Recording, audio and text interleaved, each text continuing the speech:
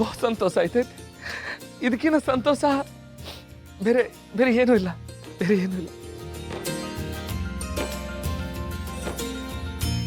ಇಂಥ ಸಂತೋಷದ ಸಂದರ್ಭದಲ್ಲಿ ನನ್ಗೆ ಇನ್ನೊಂದು ವಿಷಯ ಖುಷಿ ಆಗ್ತಿರೋದೇನು ಗೊತ್ತಾ? ಜೀವನದಲ್ಲಿ ಪ್ರೀತಿ ಅಂದ್ರೇನು, ಸಂಸಾರ ಅಂದ್ರೇನು ಎಲ್ಲದನ್ನ ಅರ್ಥ ಮಾಡಿಸಿ ಇವತ್ತು ದೇವ್ರಂತ ನನ್ನ ಗಂಡ ನನ್ನ ಬದುಕಲ್ಲಿದ್ದಾರೆ ಅನ್ನೋದಕ್ಕೆ ಕಾರಣ ಭೂಮಿಕಮ್ಮ. ನಿನಗೆ ನಿನ್ನ ಮಾವ ಮೇಲೆ ನಿಜವಾದ ಪ್ರೀತಿಯಾಗಿದೆ. ಬಹುಶಃ ಮ್ಯಾಮ್ ಇಲ್ಲದೆ ಹೋಗಿದ್ದಿದ್ರೆ ನನ್ನ ಮಾವ ನನ್ನ ಜೀವನದಲ್ಲಿ ಇರ್ತಾನೆ ಇರಲಿಲ್ಲ ಅನ್ಸುತ್ತೆ.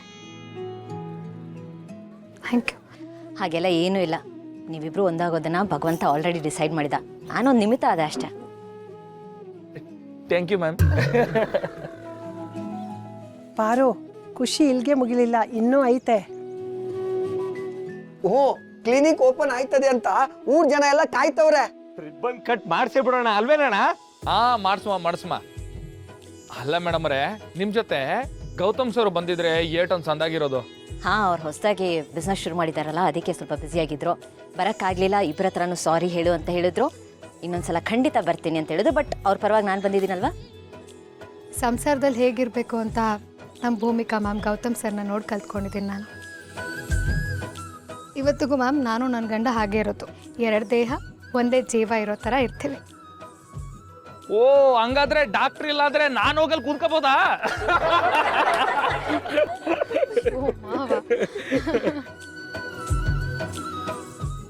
ಸರಿ ಹೋಗಿ ಕ್ಲಿನಿಕ್ ಓಪನ್ ಮಾಡುಮ ನಡ್ರಿ.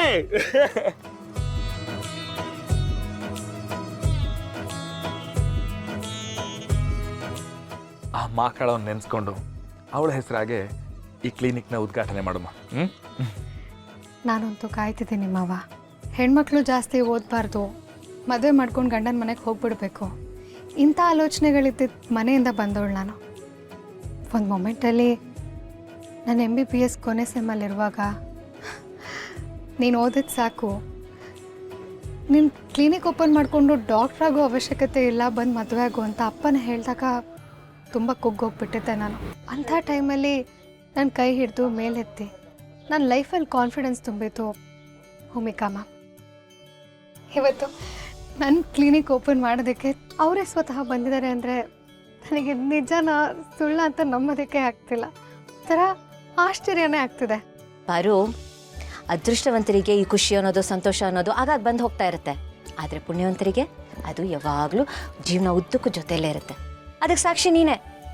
ನೀನು ಒಳ್ಳೆತನಕ್ಕೆ ನಿನ್ನ ಜೀವನದಲ್ಲಿ ಶಿವರು ಸಿಕ್ಕಿದ್ದಾರೆ. ನಿನ್ನ ಮನಸ್ಸಲ್ಲಿ ಪ್ರೀತಿ ಮೂಡೋದಕ್ಕೆ ಮುಂಚೆ ಅವ್ರು ನಿನ್ಗೆ ಎಷ್ಟು ಸಾಥ್ ಕೊಟ್ಟಿದ್ರು, ನಿಂಗೆ ಎಷ್ಟು ಜೊತೆ ಇದ್ರು ಅಂತ ನೀನು ಹೇಳಿದ್ದೆ.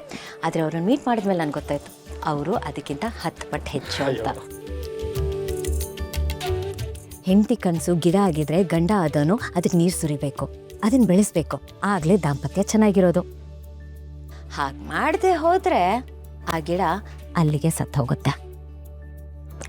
ಬಟ್ ನಿನ್ನ ಕನಸಿನ ಗಿಡನ ಶಿವು ಅವರು ಹೆಮ್ಮರ ಮಾಡ್ತಿದ್ದಾರೆ. ಹೆಂಡತಿ ಜೊತೆ ಹೆಜ್ಜೆ ಹಾಕೋ ಗಂಡ, ಅವಳು ಬಾಯಿ ಬಿಟ್ಟು ಏನೂ ಕೇಳದೇ ಇದ್ರೂ ಅವಳ ಆಸೆಗಳನ್ನು ಅರ್ಥ ಮಾಡ್ಕೊಳ್ಳೋ ಗಂಡ. ಒಟ್ಟಿನಲ್ಲಿ ಊರೆಲ್ಲ ಮೆಚ್ಚಿರೋ ದೇವಿ ಪುತ್ರ ಶಿವಣ್ಣ ನಿನ್ನನ್ನು ಮೆಚ್ಚಿ ನಿನ್ನ ಉಸಿರಿಗೆ ಉಸಿರಾಗಿ ಬದುಕ್ತಿದ್ದಾರೆ. 4-5 ಡಿಗ್ರಿ ಇಟ್ಕೊಂಡು ಸಾವಿರಾರು ರೂಪಾಯಿ ಸಂಪಾದನೆ ಮಾಡೋ ಎಷ್ಟೋ ಜನ ಗಂಡ್ಮಕ್ಳಿಗೆ ತನ್ನ ಹೆಂಡತಿ ಆಸೆ ಏನು ಅಂತಾನೆ ಗೊತ್ತಿರಲ್ಲ, ಇನ್ನು ಹೆಲ್ಪ್ ಮಾಡೋದಂತೂ ಇದ್ದಿದ್ದು ದೂರ. ಅಂಥದ್ರಲ್ಲಿ ಒಂದು ಪುಟ್ಟ ಹಳ್ಳಿಯಲ್ಲಿ ಪುಟ್ಟ ಅಂಗಡಿ ಇಟ್ಕೊಂಡಿರೋ ಶಿವ ಅವ್ರಿಗೆ ನಿನ್ನ ಉಸಿರು ಗೊತ್ತು, ನಿನ್ನ ನಾಡಿ ಮಿಡಿತ ಗೊತ್ತು. ಆ್ಯಂಡ್ ಅದಕ್ಕೆ ಇದೇ ಸಾಕ್ಷಿ. ನಿಜವಾಗ್ಲೂ ಶಿವ ಅವರೇ, ನಿಮ್ಮ ಈ ಶ್ರಮಕ್ಕೆ ಏನಂತ ಹೇಳಿ ಅಂತ ಗೊತ್ತಿಲ್ಲ. ನಿಜ ಹೇಳಬೇಕು ಶಿವ ಅವರೇ, ಮಾರಿಗುಡಿ ಅನ್ನೋ ಕಪ್ಪೆ ಚಿಪ್ಪಲ್ಲಿ ಮುತ್ತಾಗಿ ಬದುಕ್ತಿದ್ದೀರಾ ನೀವು. Hats off to you. God bless you. ನೀವಿಬ್ರು ಯಾವಾಗಲೂ ಹೀಗೆ ಸಂತೋಷವಾಗಿ. ಮೇಡಮ್ ಅವರೇ, ಇವಾಗ ನೀವು ಬಂದು ಟೇಪ್ ಕತ್ತರಿಸಿ ಉದ್ಘಾಟನೆ ಮಾಡಬೇಕು. ನೀವು ಒಳ್ಳೆ, ನಿಮ್ಮನ್ನು ನಾನು ಕರ್ಸಿರೋದೇ ಇದಕ್ಕೆ, ನೀವು ಬೇಡ ಬೇಡ ಅಂತೀರಿ. ಸುಮ್ಕಿರಿ ತಂತಾರಲ್ಲ. ಬರಲ್ಲ. ಮೇಡಮ್ ಅವರೇ ಬನ್ನಿ ತಕೊಳ್ಳಿ.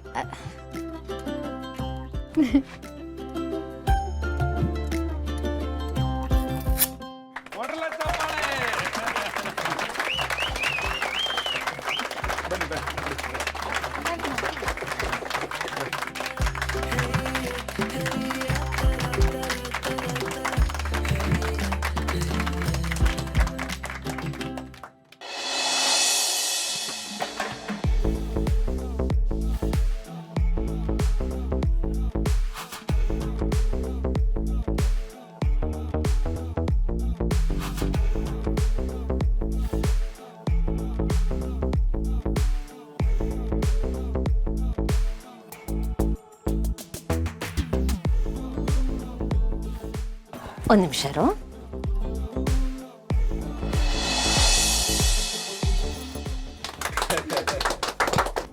ಆ್ಯಂಡ್ ಹಿಡ್ಕೊ, ಕೂತ್ಕೊ. ಹಾ, ಈಗ ಕಾಣ್ತಿದ್ಯಾ ನೀನು ಡಾಕ್ಟರ್ ಪಾರ್ವತಿ ಅಲ್ವಾ? Thank you ma'am, thank you so much. ಪರು, ಎಷ್ಟೋ ಜನ ಒಳ್ಳೆ ಮನಸ್ಸಿಂದ ತಮ್ಮ ಗುರಿನ ಹುಡ್ಕೊಂಡು ಹೋಗ್ತಾರೆ. ಆದರೆ ಗುರಿ ತಲುಪೋದಕ್ಕೆ ಒಳ್ಳೆ ಮನಸ್ಸಿದ್ರೆ ಸಾಲದು, ದಿಟ್ಟ ಹೆಜ್ಜೆನೂ ಇರಬೇಕು. ಆಗ ಹೋಗೋ ದಾರಿ ಪ್ರಯಾಸ ಆಗಲ್ಲ, ಪ್ರಯಾಣ ಆಗತ್ತೆ. ನಿನ್ನ ಜೀವನದ ಪ್ರಯಾಣದಲ್ಲಿ ನೀನು ನಿನ್ನ ಗುರಿ ತಲುಪಿದ್ಯಾ. ನಿನ್ನ ಬಗ್ಗೆ ತುಂಬ ಅಂದರೆ ತುಂಬಾ ಹೆಮ್ಮೆ ಇದೆ. ಒಳ್ಳೇದಾಗಲಿ. Thank you ma'am. ಪರವ, ಒಂದು ಮಾತು ಕಣವ, ಈಗಿನ ಕಾಲದಲ್ಲಿ ಕೆಲವು ಡಾಕ್ಟ್ರುಗಳು ಕೈಗೆ ಸಿಗೋದೇ ಕಷ್ಟ. ಅಂಥದ್ರಲ್ಲಿ ನೀನು ಕೈಗೆ ಸಿಗೋ ಬೆಲೆಗೆ ಚಿಕಿತ್ಸೆ ಕೊಟ್ಬಿಟ್ರೆ ಆರೋಗ್ಯನೂ ಅಗ್ಗಾಯ್ತದೆ, ಬದುಕು ಒಳ್ಳೆಯದಾಗ್ತದೆ ಕಣವ. ಡಾಕ್ಟ್ರು ಮನಸ್ಸು ಮಾಡಿದರೆ ಕೋಟಿಗಟ್ಟಲೆ ಗಳಿಸ್ಬೋದು ಕಣವ. ಆದರೆ ನನ್ನ ಸೊಸೆ ಆರೋಗ್ಯನೂ ಉಳಿಸೋ ಮನಸ್ಸು ಮಾಡ್ತಾಳೆ ಅನ್ನೋ ನಂಬಿಕೆ ನನಗೈತೆ ಕಣವ. ನಮ್ಮ ಅತ್ತಿಗೆ ಕುಂತ್ರೆ ಅದೇ ಕ್ಲಿನಿಕ್ ಆಗಬೇಕು, ಓಡಾಡಿದ್ರೆ ಅದೇ ನರ್ಸಿಂಗ್ ಹೋಮ್ ಆಗಬೇಕು. ಇದಕ್ಕೆ ನಾನು ಏನು ಹೇಳಬೇಕು ಅಂತಲೇ ಗೊತ್ತಾಗ್ತಿಲ್ಲ. ಎಲ್ರಿಗೂ ನನ್ನ ಮೇಲೆ ಎಷ್ಟು ಪ್ರೀತಿ ನಂಬಿಕೆ ಇದೆ. ಜೊತೆಗೆ ಇವತ್ತು ಭೂಮಿಕಾ ಮ್ಯಾಮ್ ಇಲ್ಲಿಗೆ ಬಂದಿರೋದಕ್ಕೆ ನಮ್ಮೆಲ್ಲರ ಖುಷಿ ಇನ್ನೂ ಡಬಲ್ ಆಗೋಯ್ತು. ನನ್ನ ಗುರು ನನ್ನ ಯಶಸ್ಸಲ್ಲಿ ಭಾಗಿಯಾಗಿದ್ದೀರಾ. ಇದಕ್ಕಿಂತ ಹೆಮ್ಮೆ ವಿಚಾರ ನನಗಿನ್ನೊಂದಿಲ್ಲಪ್ಪ.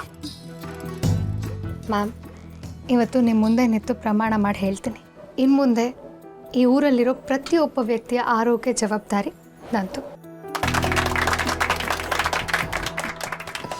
ಹಾಗೆ ಪ್ರತಿಯೊಬ್ಬ ವ್ಯಕ್ತಿನೂ ಸ್ವಂತ ಮಗು ಥರ ನೋಡಿಕೊಂಡು ಒಳ್ಳೆ ಚಿಕಿತ್ಸೆ ಕೊಡ್ತೀನಿ.